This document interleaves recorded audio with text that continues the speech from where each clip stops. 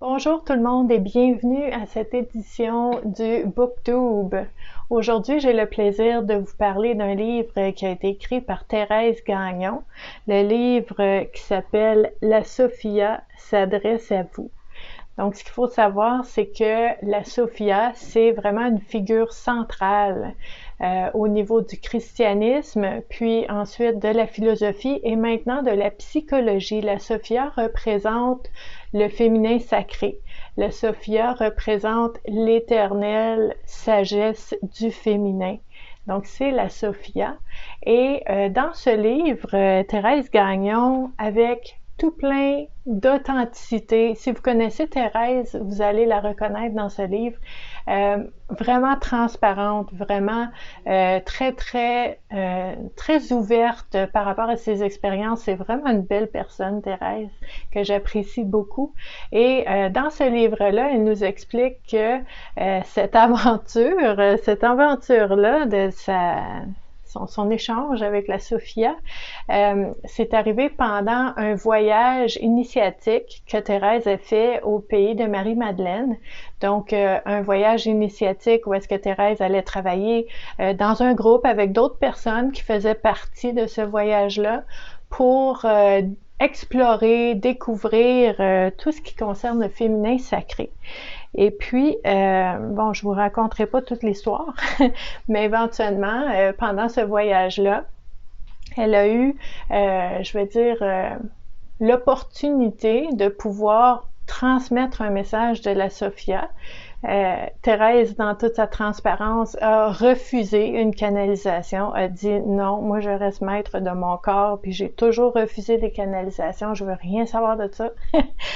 Et la Sophia, dans sa grande générosité, a choisi avec l'accord de Thérèse, les deux ensemble, que ce serait écrit. Donc Thérèse a reçu les messages et a écrit ce magnifique livre. Donc la Sophia nous transmet des clés, nous transmet vraiment des éléments très intéressant, surtout au niveau des exemples qu'elle donne. Là. Elle connaît très bien la vie terrestre, qu'est-ce qu'on peut vivre ici. Donc, c'est vraiment intéressant. Des belles réflexions à faire, hein, à explorer, aussi réconfortant. Et toutes les clés, ok, parce que la Sophia, dans ce livre, nous parle de « je suis ». C'est qui ça, je suis? OK, on a tendance à mettre plein d'identifiants, puis vous savez, moi je travaille beaucoup en psychologie, accompagnement des personnes, connaissance de soi, développement personnel, puis je suis, c'est central, c'est important. Mais des fois, on oublie on est qui à la base.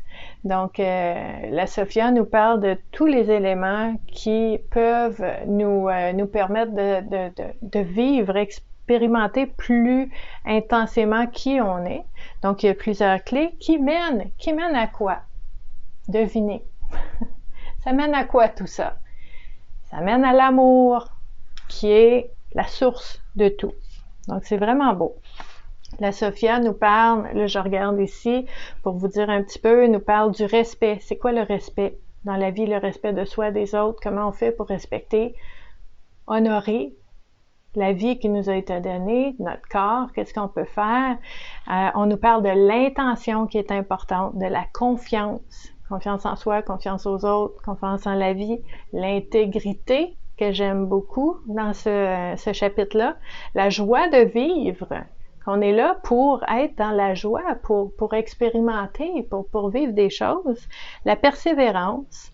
On nous parle de la parole, la communication ou l'expression. C'est quoi la différence entre les trois? Comment on peut faire pour mieux s'exprimer, mieux vivre? On nous parle même de la musique, du chant et du mouvement. Ça fait partie de la vie. J'ai beaucoup aimé la partie sur la musique où est-ce que la Sophia nous parle de tous les types de musique différents qui... Tu sais, c'est comme de la musique dans les airs, puis un musicien qui, oh, OK, il a entendu quelque chose, il va créer une musique, puis que la musique a des fréquences, on le sait, on l'entend, la musique, c'est des fréquences, et ces fréquences-là sont là pour nous aider à vivre des émotions, à traverser des émotions, à transformer des émotions, à guérir. J'avais déjà une bonne idée parce que c'est ça que ça fait pour moi, la musique, mais là, de le lire puis de dire, hey, c'est fait pour ça. C'est pas juste un bonus à côté qu'on peut vivre de temps en temps. C'est fait pour ça, la musique. C'est vraiment beau à lire. Ensuite de ça, on nous parle de l'abondance. C'est quoi l'abondance? On s'entend que c'est pas juste l'argent. C'est l'abondance partout autour de nous. La Sophia nous donne des exemples de l'abondance qu'on peut voir, qu'on peut vivre partout autour de nous. Et on termine tout ça avec l'amour, comme je vous disais. Donc, c'est vraiment très, très beau. Et de savoir que Thérèse a pu s'abandonner, se laisser aller à recevoir, et ensuite, elle l'a pas gardé pour elle. Des fois, on reçoit des informations, des fois, on apprend quelque chose, puis on dit « Oh, il n'y a personne d'autre qui sait, je vais le garder pour moi. » Mais c'est pas ça. On n'est pas là pour ça, on est là pour partager, pour échanger, on est là pour grandir tout le monde ensemble. Puis Thérèse a reçu et elle a donné, elle a transmis, elle a écrit un livre avec tout ce qu'elle a reçu. Puis là, j'ai, comme d'habitude, pour ceux qui regardent souvent les booktubes, j'ai des petits post-it avec des éléments que je voulais vous mentionner, vous lire, que j'ai trouvé particulièrement intéressants pour différentes raisons. Donc, ici, qu'est-ce que j'ai ici? OK. Ici, on nous parle de la confiance, un petit paragraphe. Je vous laisse découvrir comment se manifeste votre manque de confiance dans votre vie. Lorsque vous aurez confiance en vous, vous remarquerez que vous deviendrez davantage un guide pour les autres. Vous aurez confiance en l'autre aussi. Si ce dernier ne se sent pas apte à accomplir quelque chose, vous serez en mesure de le coacher afin qu'il puisse le faire lui-même seul. Cela vous aide à être l'autre également à développer la vraie confiance. Chaque fois que vous faites quelque chose à la place de l'autre, c'est un manque de confiance dans les deux sens, autant envers vous-même qu'envers lui. Bravo, Sophia! Je suis contente d'avoir lu ça dans ce livre-là. C'est important qu'on le comprenne. Ensuite de ça, un autre post-it que je vous ai mis, c'est un petit extrait concernant la joie de vivre. Donc, la joie de vivre est la vie de l'âme. Nous connaissons tous l'expression « le paradis sur terre ». Combien vivent ce paradis sur terre vraiment? Combien pensent que le paradis est quelque part dans les airs, dans les nuages? Combien espèrent quitter la terre pour que les souffrances cessent? Combien ont cru qu'il fallait souffrir pour gagner son ciel? Combien ont eu peur de vivre heureux et dans la joie? Combien ont peur de ce que les autres pourraient penser s'ils les voyaient heureux et joyeux? Combien choisissent de rester dans une vie de souffrance par peur de ne pas aller au paradis? Combien croient que l'enfer est sur la terre? Combien seraient choqués si on leur disait qu'ils sont chanceux d'être joyeux? C'est des belles questions. Moi, j'aime ça, des questions. J'aime ça réfléchir. J'aime ça faire de l'introspection. Merveilleuse question. Très, très beau. On nous parle aussi de l'importance de cultiver la joie de vivre, de cultiver son bien-être à l'intérieur de soi, pour que peu importe ce qui se passe à l'extérieur, on a un centre, un alignement qui est bien, qui est calme, peu importe ce qui bouscule autour. Donc, chaque fois qu'un ami, un enfant, un parent ou quelqu'un d'autre vit quelque chose de merveilleux, vous pouvez ressentir de la joie, mais elle reste toujours passagère parce que c'est autour de nous. Tandis que si vous réalisez, vous êtes dans votre joie de vivre à vous, intérieure, la joie qui provient de l'extérieur devient un bonus. Donc, quand on est bien en soi-même, puis qu'il arrive quelque chose à l'extérieur qui est merveilleux, la cerise sur le sundae, on avait déjà un sundae. C'est cool, un sundae, c'est bon. C'est parfait, un sundae. Rajoute une cerise dessus. Yeah! Mais il était bon pareil avant. OK? Donc, c'est un peu ça, de cultiver le bonheur intérieur. C'est vraiment beau. Ensuite de ça, on nous parle... Qu'est-ce que je vous ai mis que je voulais vous parler ici? Ah oui, j'ai mon extrait sur la musique que je trouvais vraiment beau. OK? Vous vous demandez sûrement pourquoi un chapitre entier sur la musique.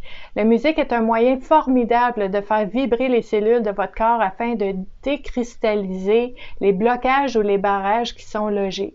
Par contre, certaines musiques sont composées pour amplifier les maux de l'âme. Attention! Puis là, je vais arrêter de lire. Puis je vais faire une petite parenthèse que moi, je veux vous dire en ce moment parce que ça vient de me popper. Je pense que c'est important de vous dire ça. C'est que la musique, les films, un texte, tu sais, moi j'écris un texte, OK? Puis vous le lisez. Le texte, ce n'est pas que des mots, il est teinté, il est infusé de mon intention quand je l'ai écrit, puis ça se transmet. Donc, pourquoi des fois vous lisez un texte puis vous dites c'est vraiment beau les mots, mais je le sens pas? C'est peut-être pas sincère de la personne. Peut-être qu'elle dit toutes les bonnes choses, mais que vous sentez que il n'y a pas de cohérence, c'est pas sincère, donc vous n'êtes pas bien. Des fois, vous écoutez une musique d'une personne, ses intentions, on les connaît pas, qui avait peut-être pas les meilleures intentions du monde, puis vous n'êtes pas capable d'écouter ça, vous êtes malheureux, vous n'êtes pas bien.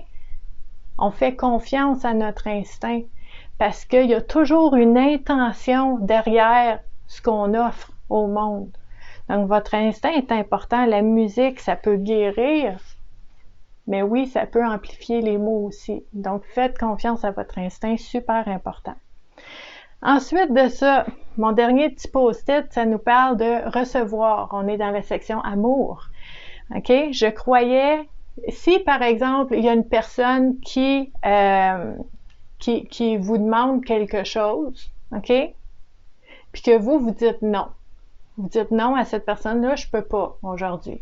Puis que cette personne vous dit, c'est ça, les autres fois, moi, j'ai pris le temps de t'aider et toi, tu n'es même pas capable de me rendre ce service aujourd'hui. Hein? Ça arrive des fois, là. Qu'est-ce qu'on répond? La Sophia a une belle réponse pour ça. C'est très important que je vous le dise. Ça va être très utile. Merci Thérèse de nous l'avoir donné. Donc, vous avez deux choix. Vous pouvez jouer au perdant et retomber dans le piège de vouloir être aimé en accédant à sa demande, en disant « OK, d'abord, je vais le faire. » Ou, écoutez bien ça, vous pouvez répondre « Je vais m'en rappeler, moi, je vais l'écrire, je vais me le noter. » OK? Sortez papier-crayon, là. On peut répondre « Je croyais que tu me l'avais offert par amour. » Donc, sans aucune attente. Mais j'entends que tu aimes donner, mais lorsque tu as besoin d'aide, peu importe la réalité de l'autre, il doit répondre à ta demande. Moi, je te considère comme un être vrai, donc je suis vrai avec toi.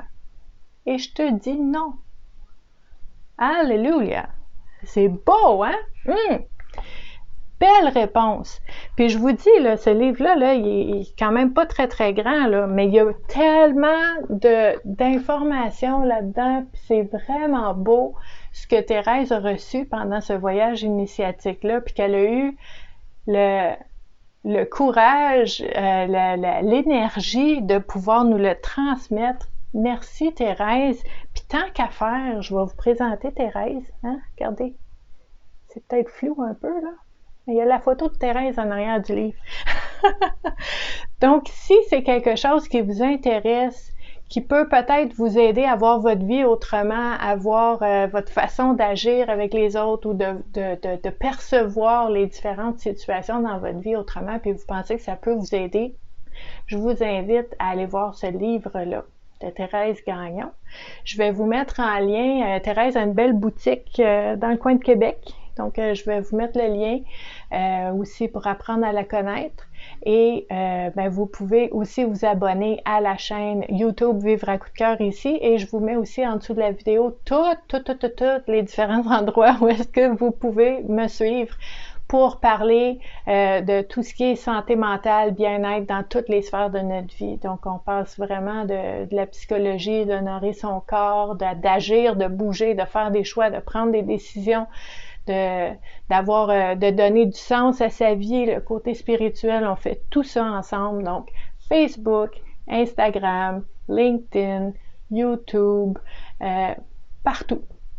Donc, merci d'être là et je vous dis à la prochaine. Bye!